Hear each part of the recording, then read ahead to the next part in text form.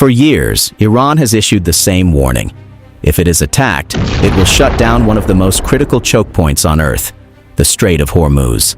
And now, for the first time in years, the world finally realized that indeed, Iran has a powerful hold on this important waterway.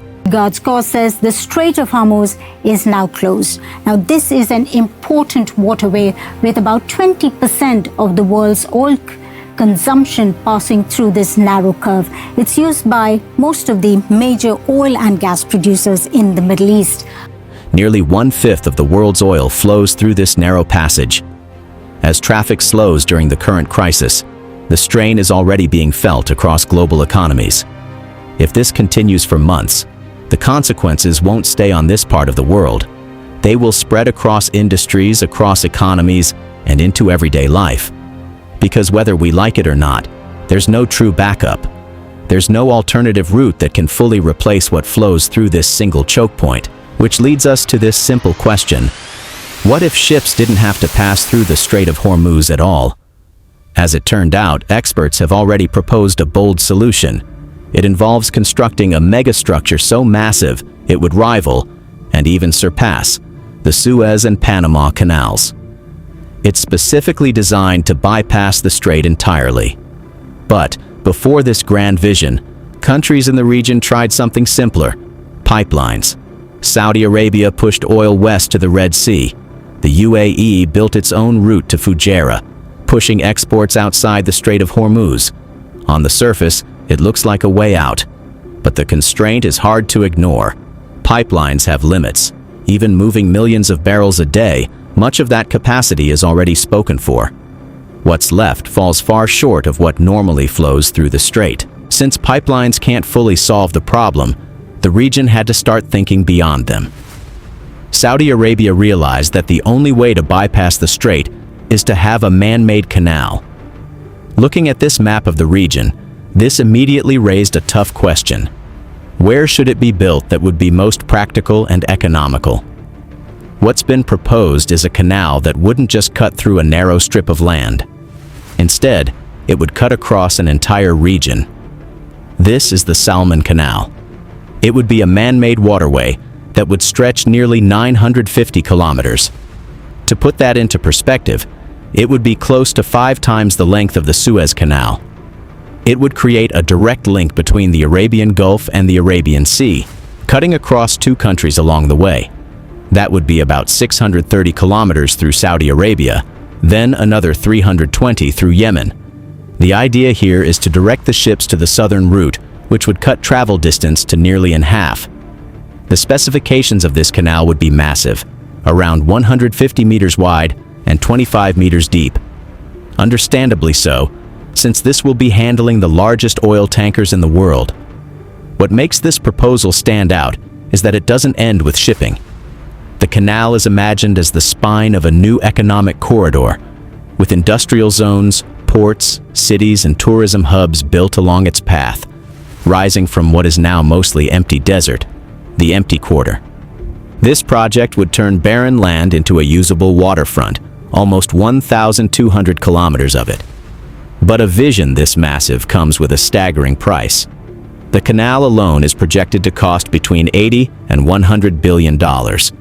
Once completed with all the ports, economic zones, and highways, the total cost would reach up to $250 billion.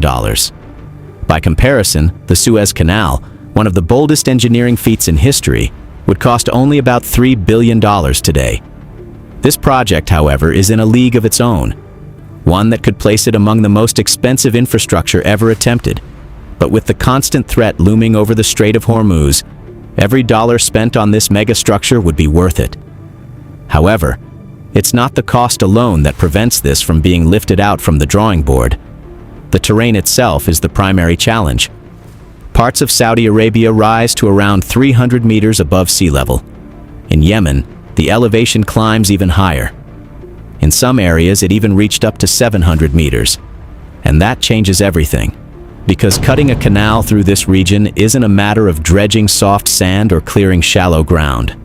The project would have to slice through solid rock, tear across high ground, and level ridgelines that have stood untouched for millions of years. Every kilometer would demand relentless blasting, drilling and removal just to create a continuous path. And even that is only part of the challenge, because this canal is meant for modern supertankers. These vessels stretch hundreds of meters long, carrying immense loads across global routes. To handle that, the channel must be deep, wide, and structurally stable at all times, which raises the difficulty even further. The canal must be engineered in such a way that it can endure relentless, heavy traffic without failure. More than the physical difficulties, there are the political realities. Because this canal would traverse both Saudi Arabia and Yemen, it would demand shared control, constant coordination, and long-term cooperation between these states. And in a region where stability has often been fragile, that may be the most difficult barrier of all. Despite all these setbacks, proponents argue that with sufficient resources, advanced machinery, and coordinated effort, such a project could still be achieved.